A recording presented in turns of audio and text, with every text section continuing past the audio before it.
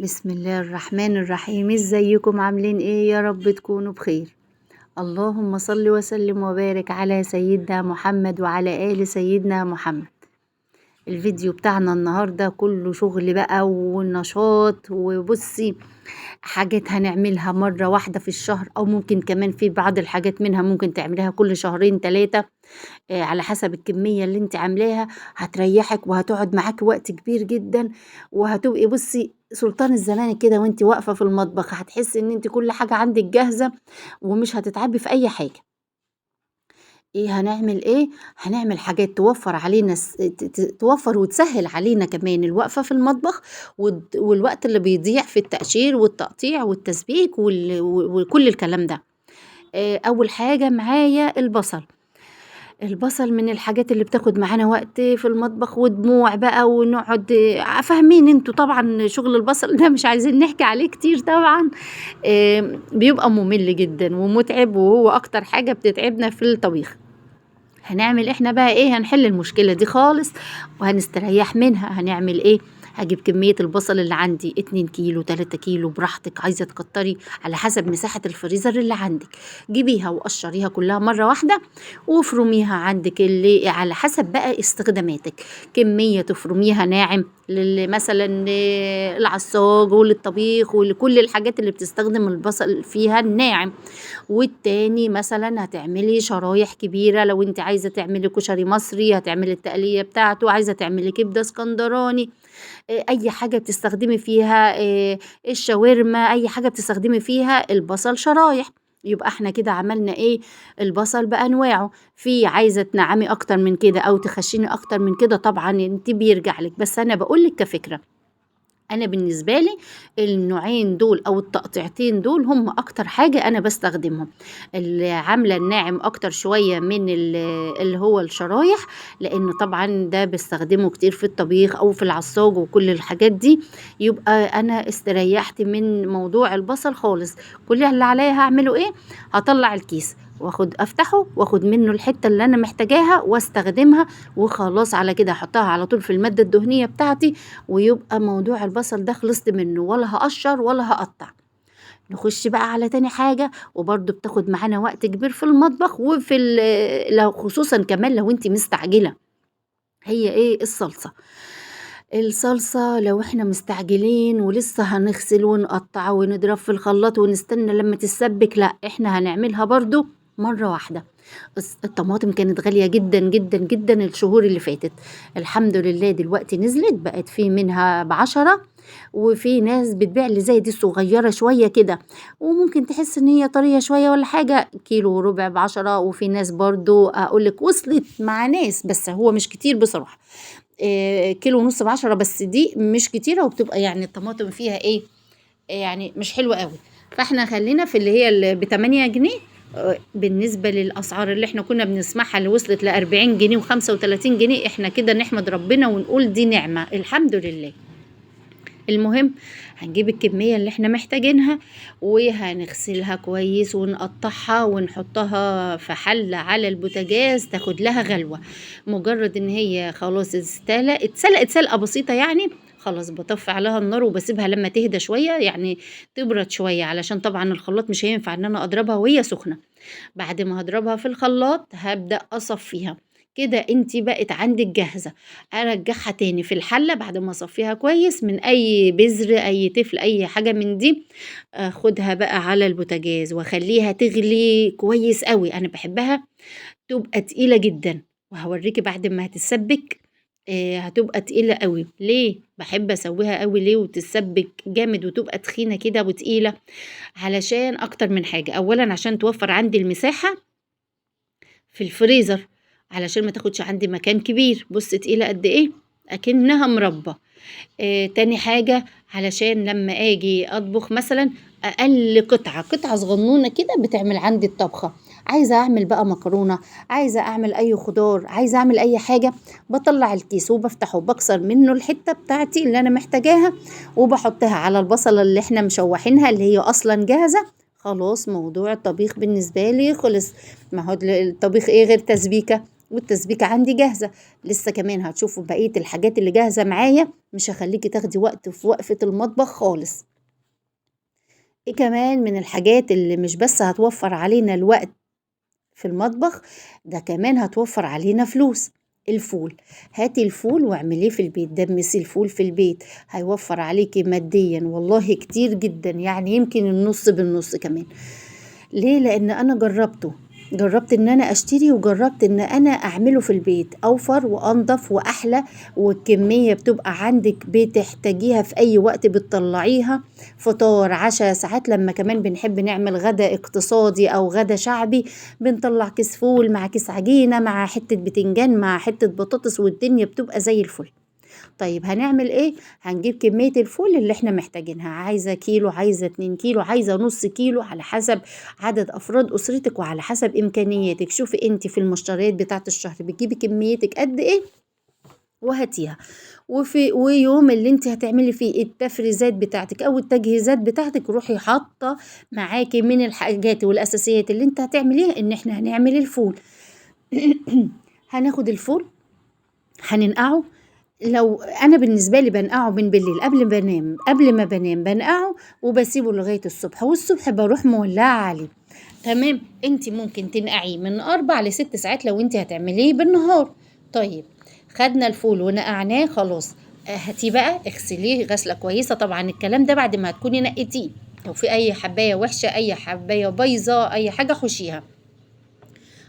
نصفي من عليه المية ونحطه على البوتاجاز، ونحط له كمية المية المناسبة بتاعته، وهنحط عليه الإضافات اللي أنا هقولك عليها دي براحتك، حابة تحطيها تمام، مش حابة براحتك. هتحطي شوية جزر مبشور أو متقطع صغير، هتحطي ليمونة متقطعة، هتحطي كام فص توم، عندك شوية عدس حطيهم، عندك شوية فول مدشوش حطيهم. مش عايزة تحطي أي إضافات مش مشكلة، استكفي بالفول بس وهيطلع معاكي زي الزبدة، حلو جدا ونضيف وموفر، وما خدش معانا اي وقت طالما بتبقي نقعاه، ما بياخدش وقت في السوا.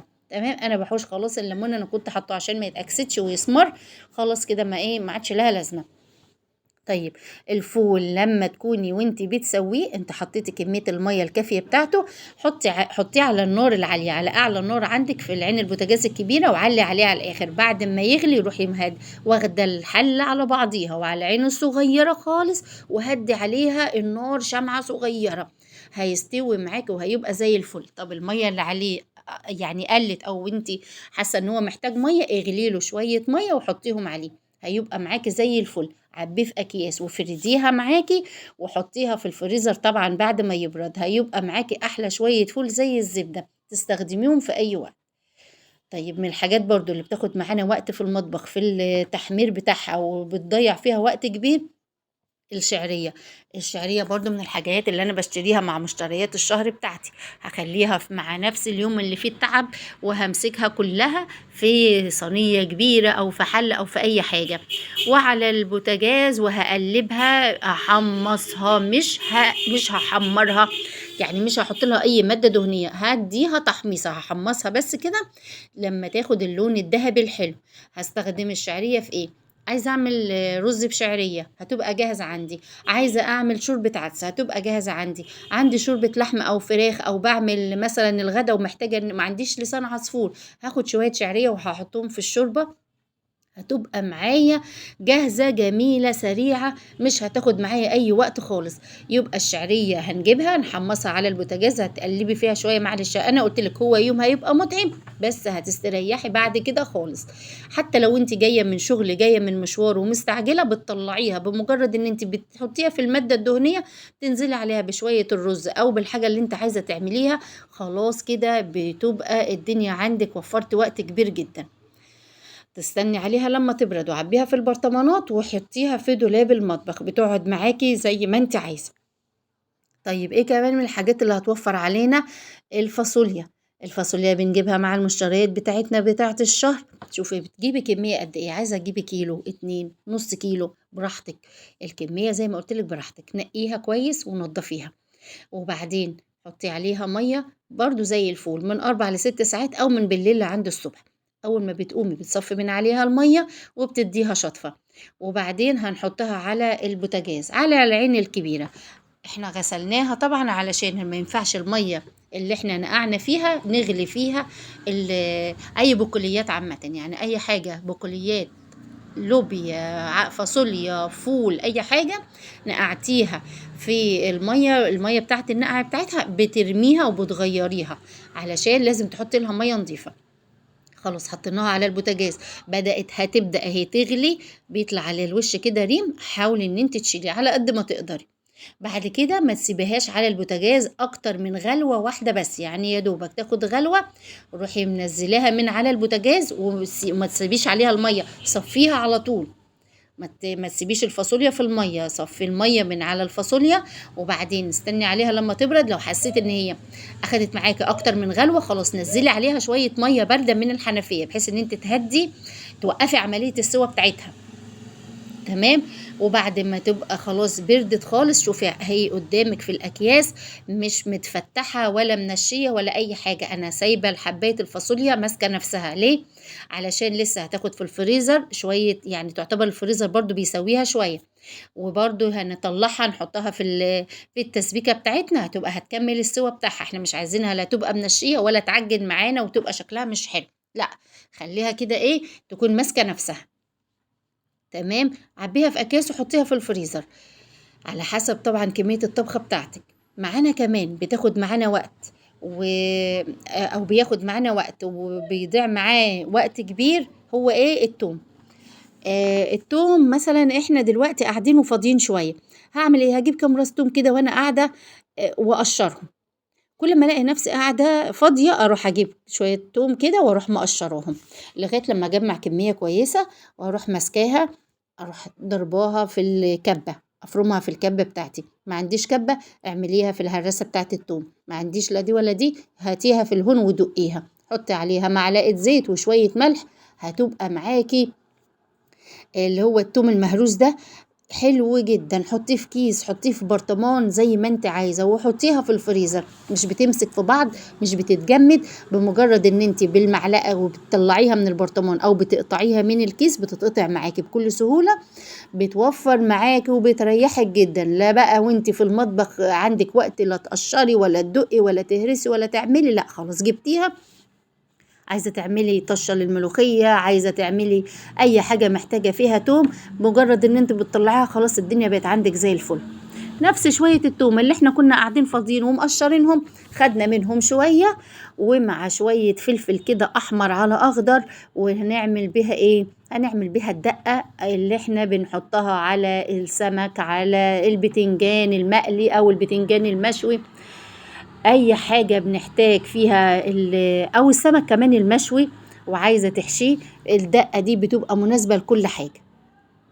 هنعمل ايه؟ هنجيب شوية فلفل، هنغسلهم، هنقطعهم وهنحطهم في الكبة، هنجيب شوية توم من اللي احنا مقشرينهم، وهنحط كل دول على بعض فين؟ في الكبة. ما عندناش كبة كالعادة دقيهم في الهون، مفيش مشكلة.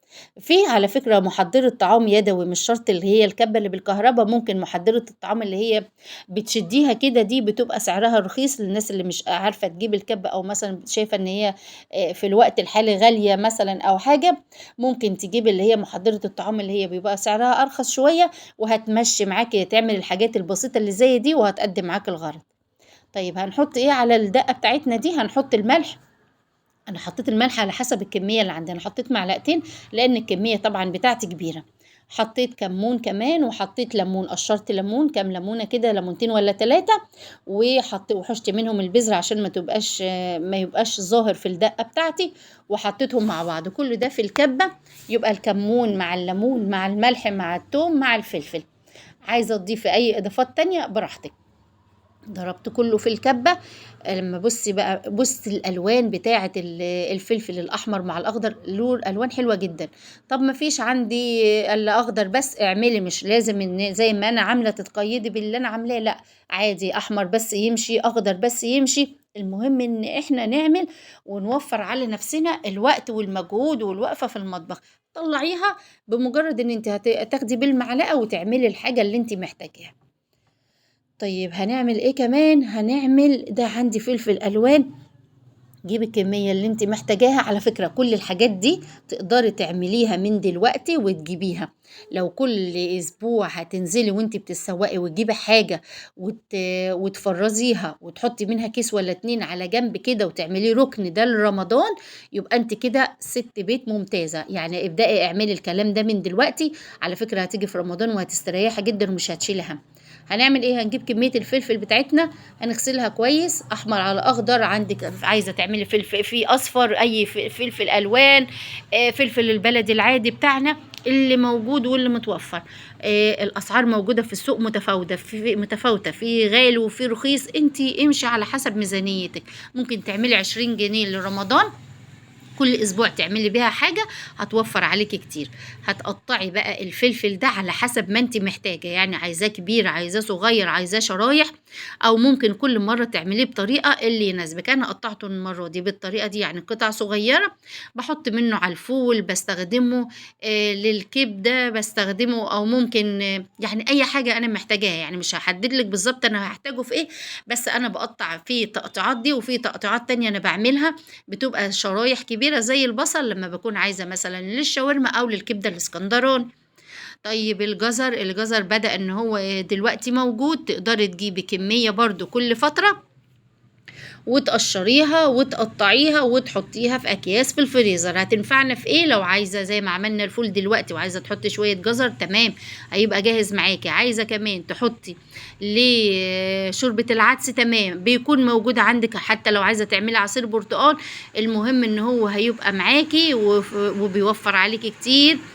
الجزر استخداماته وهو مفيد وفيتامينات واستخداماته معانا كتير، وعشان في اوقات ما بيكونش موجود في السوق، يبقى احنا جبناه وفرزناه سواء للي احنا محتاجينه دلوقتي او لرمضان او للموسم اللي مش بيكون موجود فيه الجزر. يبقى احنا ضربنا يعني 100 عصفور بحجر. يا رب الفيديو يكون عجبكم. لو عجبكم الفيديو ما تنسونيش باللايك والشير والسبسكرايب. معلش طولت عليكم، بس حاجات كلها مهمة ومفيدة. ولو انتم مش مشتركين في القناة يا ريت تشتركوا وتفعلوا زر الجرس عشان يوصل لكم كل جديد من فيديوهاتي. وبحبكم جدا جدا، والسلام عليكم ورحمة الله وبركاته.